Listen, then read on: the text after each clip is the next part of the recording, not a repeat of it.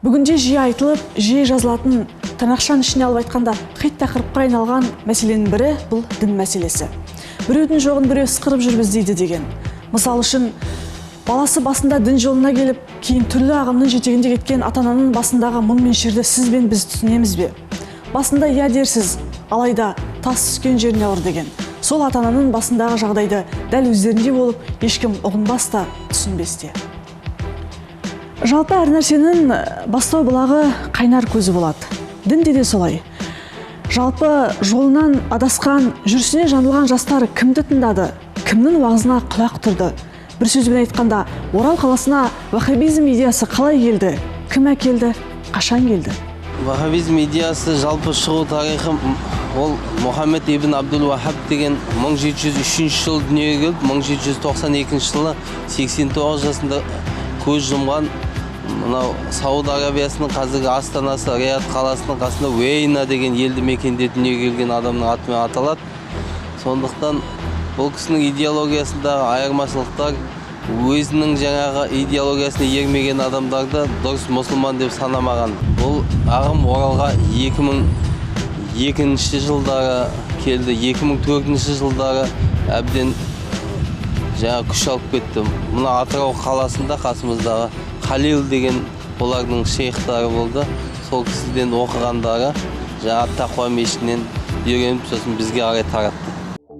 Қайрат Мұхаммедқалиев 1976 жылы Орал қаласында дүниеге келген. Орал қаласындағы нөмір 32 мектепте 8 сыныптық білім алыпты. 1991-1994 жылдары нөмір 12 училищеде аспазшы мамандығы бойынша білім жалғастырған. Мұхаммедқалиев Қайраттың діни білім алып бастауы 1999 жылдардан басталады. Қайрат осы жылы Орал қалалық мешітінің жанындағы медреседе сауат ашу курсында сауат алған болып, 2000 жылы оңтүстік Қазақстан облысы Шымкент қаласындағы халықаралық Қазақ-Араб университетінде білімін жалғастырған. Аталмыш оқуға түскеннен кейін оқу жылының басында 2 ай сабаққа келіп, содан кейін худжрада, яғни жасырын пәтерлерде білім алыпты. Худжра дегенімізден бұл бөлме деген сөз. Бөлмеде жасырын оқыту бар. Бұл дұрыс бағытта да кезінде оқытты бөлмелерде. Қазіргі уақытта бұл біздің елімізде асыл дінді насихаттайтын бірден-бір бізге жолбасшы бұл Қазақстан мұсылмандар діни басқармасы. Мұнан басқа жерлерге күмәнмен қарауға тиістіміз. Сондықтан бұл жасырын оқытып жатқан жерлерде кім не оқытып жатқанын ешкім ешжерге есеп бермейді. Сондықтан біздер тек қана мешіттер мен мешіттің жанындағы медреселерде білім алуға тиістіміз. Ваххабизмге қарсы күрестің де ең жақсы бір тәсілі бұл ата-бабамыз ұстанған дәстүрлі дініміз Ханафи мазхабын бұл көтермелеуіміз қажет. Аталмыш азамат жасырын пәтерлерде ұлты татар, теріс ағымдағы тәкфірлік көзқарастағы лақабаты Абдурафих есімді азаматтан жасырын білім алған. Ол идеологиясы мынау шариғатқа қайшы амал еткен адамдардың барлығын бірден кәфірге шығару, шариғатпен амал етпеген елбасылардың бәрін кәфірге шығару, және үлкен күннен жасаған адамдардың бәрін бірден кәфірге шығару болып есептеледі.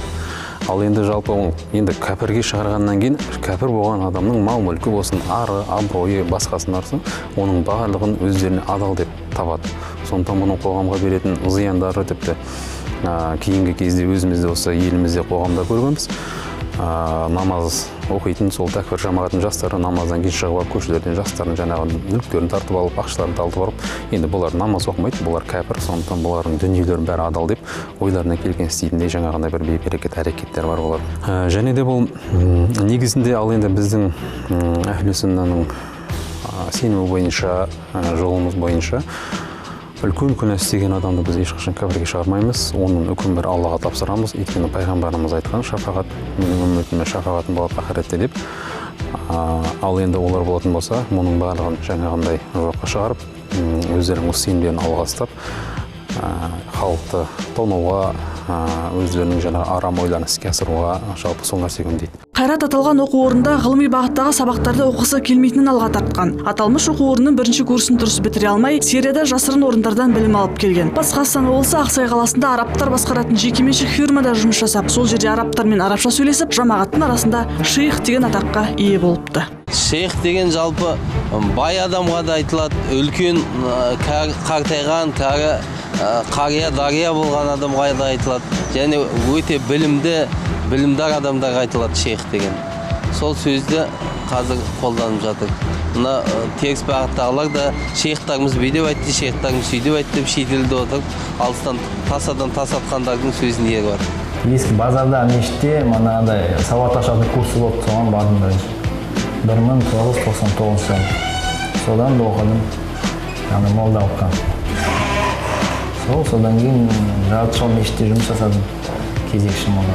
Шымкентте оқыдым мен жыл жарымдай. Халықаралық Қазақ Араб университетінде дінтану араб тілі факультетінің екінші курсында шығып кеттім. Екінші курсқа дейін оқыдым. 2003 жылы мен шетелге оқуға түскім келді.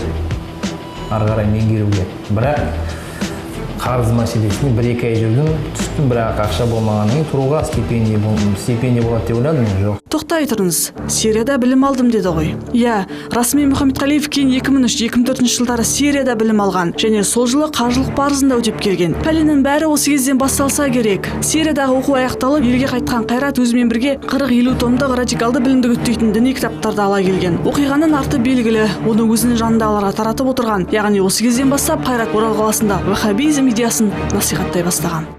Біздің дәстүрлі исламға қайшы келетін ілімдерді Мұхаммедқалиев осы Орал қаласына өзімен бірге алып келді. Сонымен қоймай 40-50-ге жуық радикалдық ағымдағы ваххабиттік кітаптарды алып келді.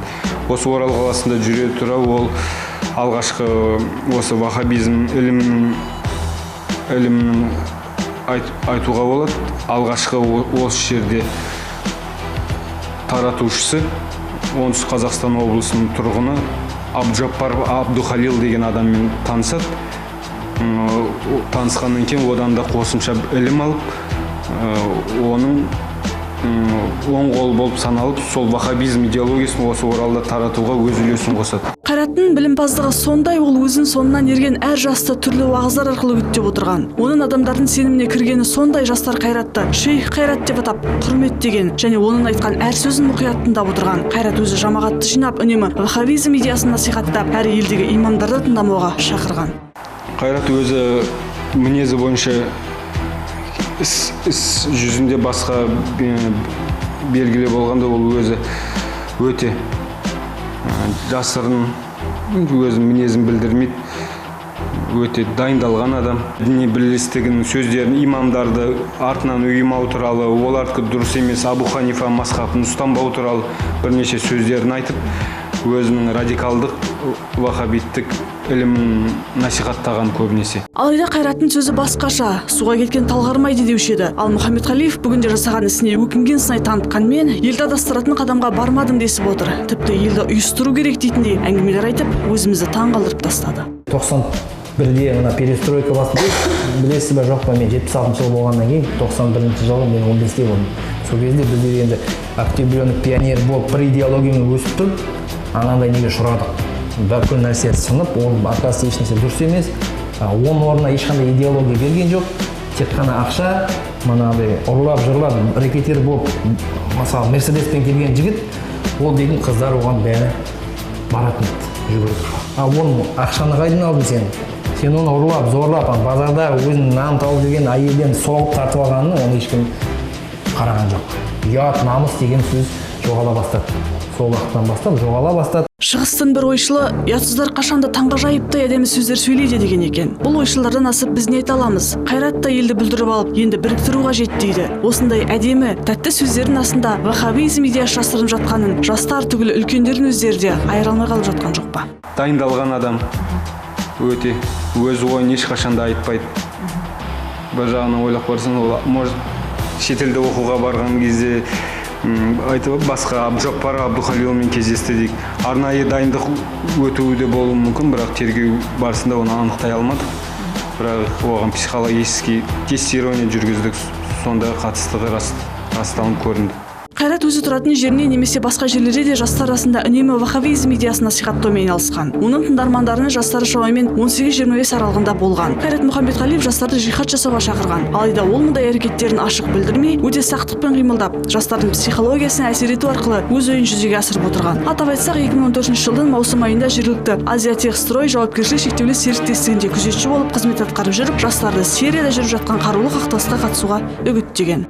Қайрат Мұхамбетқалиев айналасындағы жастарға Сирияда жүріп жатқан қарулы қақтығыс туралы жиі айтатын болған. Айтып қана қоймай, қажет жерінде сол қақтығысқа қатысып келген дұрыс деген бағыттағы ақыл кеңесін де айтып жүрген. Осындай үгіт-насихаттың салдарынан бүгінде 7 адам Қазақстан аумағына шығып, Сирияда жүріп жатқан қарулы қақтығысқа қатысып жүр.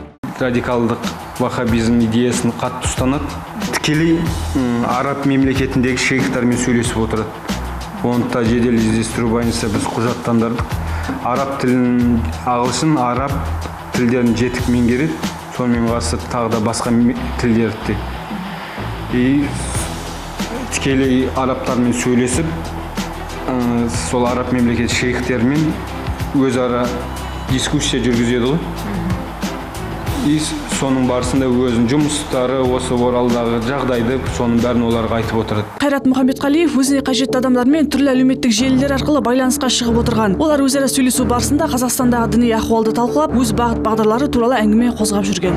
Бүгінде Мұхамбетқалиев Қайраттың уағызын тыңдап, соның сөзіне ерген 8-10 шақты адам Сирияда жүріп жатқан қарулы қақтығысқа қатысып жүрген көрінеді. Ал елде адасқандардың саны қаншама? Қайраттың жамағатында шамамен 200-300 адам болған деген дерек бар. Бір адамның кесірі бүкіл қоғамға тиіп отыр. Оның қауіптілігі сондай, елді ішінен ірітті. Салдарынан қаншама жас жолдан тайды, адасты, қаншама ананың көз жасы төгілді. Енді қылмыстың өтеуі жаза. Бүгінде Қайрат өзіне тағылған бар кінәні мойындады. Жазасын темір тордың ар жағында өтейтін болады. Бүгінде бар айыбы мойындалған Қайрат Мұхамбетқалиев 6 жылға бас бостандығынан айырылды. Қайрат өзі 76 жылғы. Оның ой-өрісі қалыптасқан адам. Ол ой қабілеті, ой-өрісі қалыптасқан, ол уже қалай радикалдық ілімін өзгерту қиын деп санаймын. Оны қоғамнан да, түрмеде де оны изолированно ұстау керек. Себебі ол қоғамға оның зияны өте жоғары. Асыл дініміз исламды танимын деп, Аллама жақын боламын деп, төл дініміз исламға келіп, кейін түрлі ағымның жетегінде кетіп жатқан жастардың мәселесі бүгінде бүкіл қоғамды алаңдатып отыр. Солардың қатарында жастардың аттары көп аталуы қоғам үшін қауіпті болып отыр. Бұл жастардың жіберген қателігі жалғыз. Олардың көбі нағыз діни білім шетелден алынады, немесе ғаламтор арқылы шетелдік шейхтардан таза діни білімді алу керек деген ұғымның жетегінде кету арқылы қателесіп отыр. Өзгенің қаңсығын таңсық қылатын заман әлдеқашан өтіп кеткен. Бүгінде таза діни сауатты білім мешіттердің жанынан құрылған медреселердегі имамдардан ғана алуға болатындығын сала мамандары жиі қайталап жүр. Бүгінде адамдардың діни сауатсыздығын өз пайдасына жарататын сыртқы күштердің көп екендігін естеріңізге саламыз. Бастысы тура жолға бастаймын деп орға жығатын жылпостардан сақ болайық.